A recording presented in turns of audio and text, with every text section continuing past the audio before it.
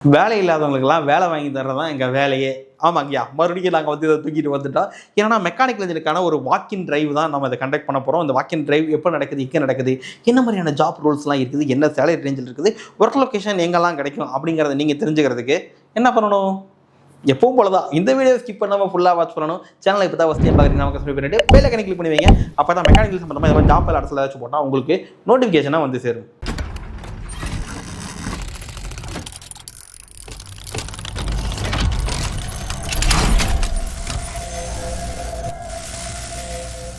Welcome friends, உங்கள் KK எம்இசிலிருந்து.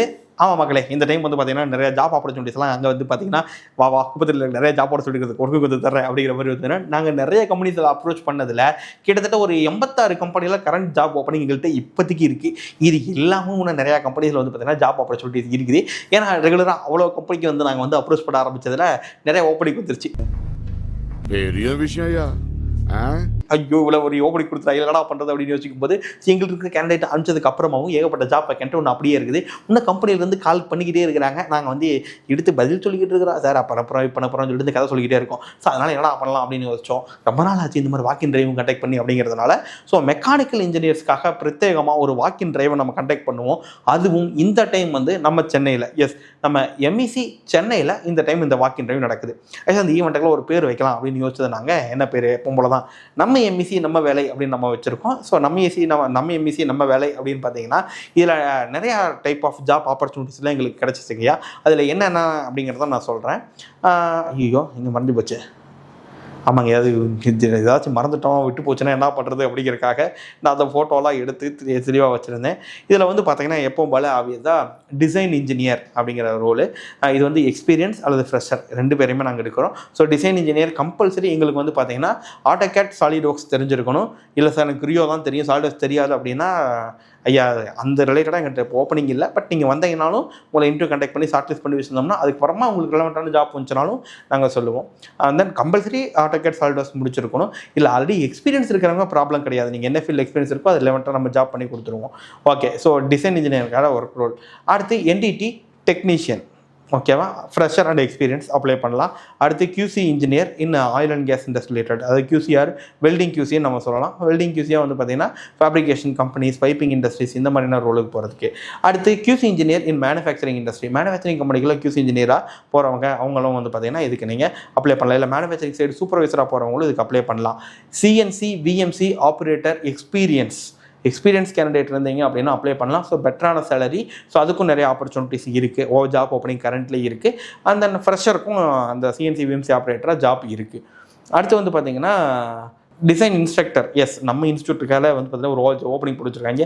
Design இன்ஸ்ட்ரக்டராக work பண்ணுறதுக்கான ஒரு ஆப்பர்ச்சுனிட்டி இதில் இருக்குது. ஃபேப்ரிகேஷன் இன்ஜினியர் ஜாப் ரோல் இருக்குது.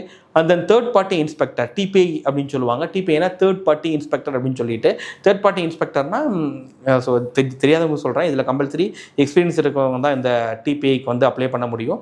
அதாவது நம்ம கிளைண்ட் சைடில் வந்து பார்த்திங்க அப்படின்னா நிறையா கம்பெனிஸ் வந்து பார்த்திங்கன்னா இப்போ இன்ஸ்பெக்ஷன்ஸ் ஆர்டர்ஸ் கொடுத்துட்ருக்காங்க. ஸோ அதுக்கெல்லாம் போகிற மாதிரி ஆல்ரெடி எக்ஸ்பீரியன்ஸ் இருக்கிறவங்க வரணும். ஸோ டிபிஐனா ஆல்ரெடி வேற ஒரு கம்பெனிக்கு ஆர்டர் கொடுத்துருக்கோம். அந்த ஆர்டர் கரெக்டாக போதா இல்லையா, அது ப்ராடக்ட் குவாலிட்டியாக இருக்குதா இல்லையா அப்படிங்கிறத மூணாவது ஆளாக நம்ம போய் பஞ்சாயத்து பண்ணி வைக்கணும். அவ்வளோதான். ஸோ இதான் தேர்ட் பார்ட்டி ரோல். சிம்பிளாக சொல்லியிருக்கேன். ஸோ இது ஆல்ரெடி எக்ஸ்பீரியன்ஸ் இருக்கிறவங்களுக்கு தான் வந்து பார்த்தீங்கன்னா இந்த டிபிஐக்கு வந்து நீங்கள் அப்ளை பண்ணணும். ஸோ இது இல்லாமல், இல்லை சார் நீங்கள் சொன்ன இந்த எந்த ஜாப்புமே இல்லாமல் புதுசாக ஒரு ஜாப் அப்படின்னா நீங்களும் இதுக்கு அப்ளை பண்ணலாம். ஏன்னா உங்களுக்கு ரெலவெண்ட்டான ஜாப் இருக்குதா இல்லையான்னு உங்களுக்கு ஃபோன் பண்ணி கன்ஃபார்ம் பண்ணிட்டு தான் உங்களுக்கு இன்டர்வியூ நாங்கள் வர சொல்லுவோம். ஓகே, இப்போ இந்த இன்டர்வியூ வந்து நான் சொன்ன மாதிரி எம்இசி சென்னையில் நடக்குது. எப்போ நடக்குது? எப்போ நடக்குது அப்படின்னா வர 30 மே, 30/5/2026 சனிக்கிழமை காலையில் ஒரு 10 மணிக்கு ஸ்டார்ட் ஆகும். இந்த இன்டர்வியூ சென்னையில் தான் ஸ்டார்ட் ஆகுது. ஓகேவா? ஓகே, இந்த இன்டர்வியூ வந்து பார்த்தீங்க அப்படின்னா ஜென்ரலாக ஒரு 2 ரவுண்டாக நடக்கும். ஒரு 10 டெஸ்ட் நடக்கும், ஒரு ஃபெஸ்டிவல்ஸ் நடக்கும். பட் டிசைன் இன்ஜினியர் அந்த மாதிரி ரோலுக்கு வரவங்களுக்கு வந்து ஒரு டூல் டெஸ்ட் எக்ஸ்ட்ராவாக இருக்கலாம், இல்லாமலும் இருக்கலாம். ஸோ பேஸ்டாக நீ ஒரு பர்ஃபார்மன்ஸ் நீங்கள் இதில் எப்படி பர்ஃபார்ம் பண்ணுறீங்களோ அதை பேஸ் பண்ணி தான் உங்களுக்கு டூல் டெஸ்ட் சிலப்போ வைப்போம், இல்லை வைக்காமே கூட நாங்கள் செலக்ட் பண்ணுவோம். ஸோ அது அந்த நாளை பொறுத்து இதெல்லாமே மாறும். சேலரி ரேஞ்ச் வந்து பார்த்தீங்க அப்படின்னா ஃபார் ஃப்ரெஷர் அப்படின்னா அப் டு 25K வரைக்கும் கிடைக்குங்க ஃபார் ஃப்ரெஷருக்கு. எக்ஸ்பீரியன்ஸ் அப்படின்னா கரண்ட்டாக நீங்கள் என்ன சேலரி வாங்கிட்டு இருக்கீங்களோ அதோட பெட்டரான ஒரு ஸ்கேல் சேலரியில் நம்ம பண்ணுவோம். ஜாப் லொக்கேஷன் கோயம்புத்தூர், சென்னை, பெங்களூர் இந்த லொக்கேஷன்லாம் இருக்கும். ஸோ தமிழ்நாட்டுக்குள்ளே இந்த 2 இடம் தான், அதாவது சென்னை அண்ட் கோயம்புத்தூர் ரிலேட்டடாக தான் இருக்குது. இது இல்லாமல் பெங்களூர்லேயும் ஜாப் ஆப்பர்ச்சுனிட்டிஸ் இருக்குது. ஸோ இந்த டைரக்ட் கம்பெனி ரோலில் தான் நீங்கள் வந்து பார்த்தீங்கன்னா ஒர்க்குக்கு போகிற மாதிரி இருக்கும். அப்புறம் வேறு என்ன ஃபுட் அக்கமடேஷன்லாம் கொடுப்பாங்கன்னா பேஸ்ட் ஆன் த கம்பெனி உங்களை வந்து எந்த கம்பெனிக்கு நாங்கள் ஷார்ட் லிஸ்ட் பண்ணுறோமோ அந்த கம்பெனிக்கு வந்து பார்த்தீங்கன்னா என்ன மாதிரியான ஆப்ஸ் யூஸ் பண்ணுறாங்களோ அது நான் உங்களுக்கு அன்றைக்கே நம்ம எக்ஸ்பிளைன் பண்ணிடுவோம். சரி, எவ்வளோ வேக்கானம் பண்ணுறதுக்கு, இவ்வளோ பஞ்சாயத்து பண்ணுறதுக்கு, இவ்வளோ நாட்டாமல் பண்ணுறதுக்கு நீ டேரெக்டாகவே அந்த கம்பெனி பேர்லாம் எங்கள்கிட்டயே சொல்லாமல் நாங்களே அப்ளை பண்ணி போயிடுவோமே அப்படின்னா போயிடலாம் தான், கரெக்டு தான். இதே தான் நான் அந்த கம்பெனிலையும் சொன்னோம். பட் கம்பெனியில் என்ன சொல்கிறாங்கன்னா நீங்கள் இது மாதிரி பப்ளிக்காக போட்டிங்க அப்படின்னா நிறைய பேர் இன்டர்வியூ வருவாங்க, நிறைய பேர் கால்ஸ் வரும், நாங்கள் அது எல்லாத்தையும் கொஞ்சம் ஹேண்டில் பண்ண முடியாது, எங்களுக்கு வேலை இருக்குது நிறையா.